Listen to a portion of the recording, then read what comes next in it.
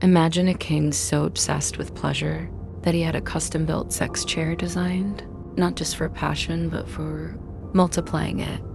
A throne of lust engineered for orgies. This was real, and the man behind it was King Edward III, the grandfather of Queen Elizabeth II, the so-called peacemaker of Europe, who moonlighted as Edward the Caresser. Before you judge him too quickly, wait until you hear the twisted details of his secret chamber in a Parisian brothel, his legendary appetite not just for food but for women, and the scandalous family tree that still connects his mistresses to today's British royal family. You're about to enter the opulent, outrageous, and utterly jaw-dropping world of Britain's most libidinous monarch. This is the story of King Edward III, a man who adored the pleasures of the flesh so much he commissioned an erotic device that allowed him to enjoy multiple lovers at once. We'll get to how that contraption worked in all its indulgent glory. Let's just say Edward didn't hide his appetite. He had at least 50 known mistresses, and his most beloved was Alice Keel, who in a wild twist of fate just so happens to be the great-grandmother of Camilla, queen consort to King Charles III. Edward's affairs caused not only scandal, but chaos, broken marriages, ruined reputations, and a monarchy constantly on the edge of disgrace. And at his 1901 coronation, he invited his mistresses to Westminster Abbey, sat them down in a special pew reserved just for the king's ladies, and he felt modern royals were wild.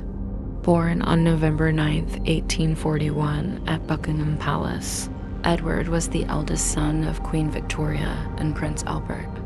At birth, he inherited titles like Duke of Cornwall, Duke of Rothay, Prince of Saxe-Coburg and Gotha, and Duke of Saxony. His parents dreamed he would become a flawless constitutional monarch. They pushed him into a brutal education program, tutors, books, endless lessons. But Edward had no love for studying. Where he excelled was charm, wit, and diplomacy. Prime Minister Benjamin Disraeli once called him informed, intelligent, and sweet-mannered. But his parents didn't care. They were furious at his failures. Even worse, Victoria blamed him for Prince Albert's death. Why? Because just before Albert died of typhoid, he had rushed out in the rain to lecture Edward over an affair with an actress. That confrontation, some believed, pushed him over the edge. With no real royal duties and the guilt of his father's death hanging over him, Edward descended into a world of pleasure: food, drink, gambling, and women. So many women, he became infamous for it, and he had decades to enjoy it. Queen Victoria ruled for 63 years, forcing Edward to wait until he was 59 before ascending the throne. As prince and later king, Edward was obsessed with food and sex in that order. His reign from 1901 to 1910 left most actual governing to others. That left him plenty of time and wealth to pursue his real interests. He was called Dirty Birdie, a nickname earned the hard way. He lost his virginity to a professional actress. When Edward was just 19 and serving in the British Army in Ireland, fellow officers realized the prince was still a virgin. So they did what any honorable gentleman would do in the 19th century. They smuggled an actress into his bedchamber. That actress was Nellie Clifton, and Edward, then nicknamed Bertie, left Ireland as a man changed forever. His parents were furious. His father, Albert, took him for a long, cold walk in the rain to confront him. Days later, Albert died, and Queen Victoria would never forgive him. In a desperate bid to reform her son, Victoria arranged a marriage between Edward and Princess Alexandra of Denmark. Though they'd only met twice before the wedding, they eventually developed affection for each other. Alexandra bore him 6 children, though only 5 survived infancy. Their eldest son, Albert Victor, tragically died at age 28. Sculpture was commissioned for him that still stands in St. George's Chapel, a somber reminder of loss amid the wild decadence of Edward's life. Edward may have had a wife, but Paris was his true lover. In 1864, the 23-year-old prince visited the French capital and fell in love with its brothel. Aristocrats ended their nights in luxurious Parisian pleasure houses. But Edward, he reserved his own room at the most elite brothel, La Chabanette, years in advance. He even had a bathtub filled with champagne for his most sensual escapades. Over time, his indulgence grew in every sense. He gained weight rapidly, but the king wasn't about to let his belly get between him and his desires. So in 1890, he commissioned a love chair, or est-amour, from French cabinet maker Le Sobrier.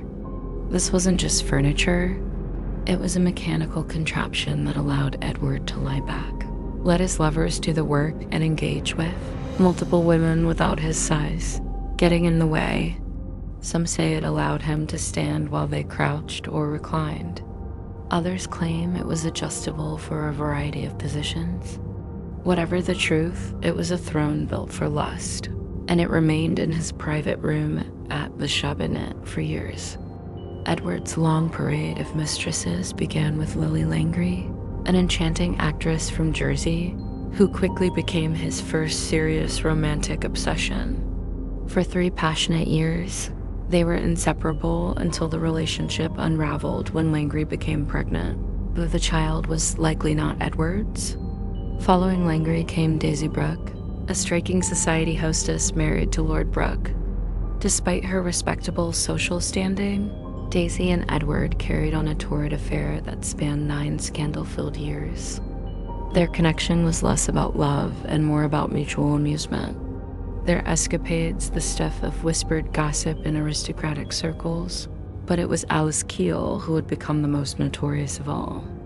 She entered Edward's life in 1898 when he was 56, and she just 29. Unlike the others, Alice wasn't paid directly for her companionship.